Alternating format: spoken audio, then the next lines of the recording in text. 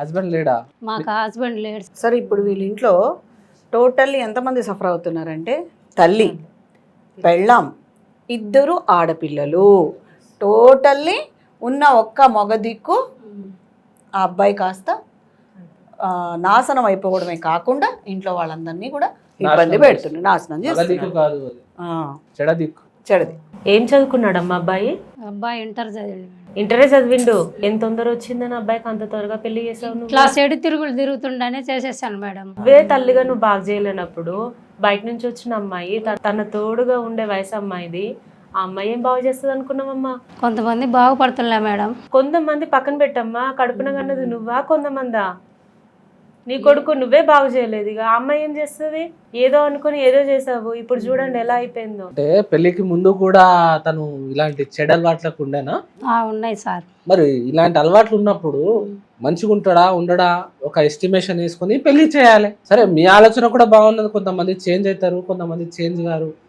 Risk ఫ్యాక్టరే కదా. ఇప్పుడు కన్న తల్లిని ఇటు హింసిస్తున్నాడు, అటు కట్టుకున్న భార్యని హింసిస్తున్నాడు, అటు 2 పిల్లల్ని కన్నాడు, ఆడపిల్లలు అంటున్నారు. మళ్ళా రేపటి రోజున ఆడపిల్లలకి ఎంత ప్రొటెక్షన్ ఇవ్వాలి? మగ పిల్లలు అంటే ఓకే ఏదన్నా ఒకటి ఎట్లాగో పెరుగుతారు, ఆడపిల్లలు అంటే ఎంత సెన్సిటివ్ గా ఎంత కేరింగ్ గా చూడాలి వాళ్ళని. ఏమైనా జాబ్ చేస్తున్నాడు అబ్బాయి ఇప్పుడు? ఏం చేయలే. మరి ఇంట్లో ఎలా వెళ్తుంది మీకు? నా డబ్బులే మేడం. మీరేం పని చేస్తారు? నేను అదే అటెండర్గా చేసిన, రిటైర్డ్ అయినా. స్కూల్లో మేడం అటెండర్గా చేస్తుంది. ఇప్పుడు ఆ పిఎఫ్ డబ్బులు ఉన్నాయి. ఇప్పుడు అవి కూడా మొత్తం కరిగిచ్చేసి ఇప్పుడు 6 సంకనా కింద కాకుండా ఇంకా వీళ్ళని కూడా బయట ఎత్తేయాల. తిండి ఎలా మరి? తిండి, పిల్లల స్కూళ్ళు ఖర్చులు పింఛన్ వస్తుంది మేడం. ఏం సరిపోతాయి అమ్మా? ఆయన దావుడికే సరిపోవట్లేదా? ఏం చేయాలి మేడం? కోడలు కూడా ఏం జాబ్ చేయదు. Horrible case sir. 4 సఫర్ అవుతున్నారు మేడం. ఒక్కడి నుంచి 4 సఫర్ అవుతున్నారు. ఎట్లా సార్ ఇలాంటి వాళ్ళు? చాలా ఘోరం అసలు. అంటే మీ హస్బెండ్ ఉన్నప్పుడు మరి బాగుండేటోడా? మరి ఎప్పటి నుంచి స్టార్ట్ చేసిండు ఇవన్నీ? అప్పుడు కూడా ఇట్లా చేస్తాడు. అప్పుడు కూడా సేమ్?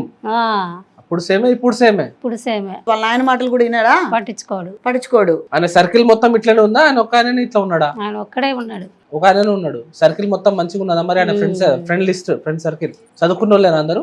అందరు చదువుకున్న వాళ్ళే అందరు. మరి ఈయనతో కలిసి ఎవరు తాగుతారు మరి? వేరే వాళ్ళు ఎవరెవరు ఇంటి దగ్గరికి తాగరు సార్. అక్కడ తాగి వస్తారు.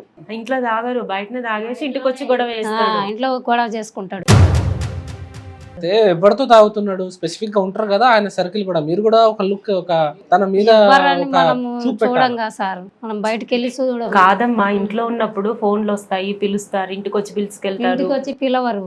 ఫోన్లు ఇంట్లో మాట్లాడు, బయటకు వెళ్ళి మాట్లాడు. ఫోన్లు మేము టచ్ చేయం, టచ్ అయితే ఊరుకోడు.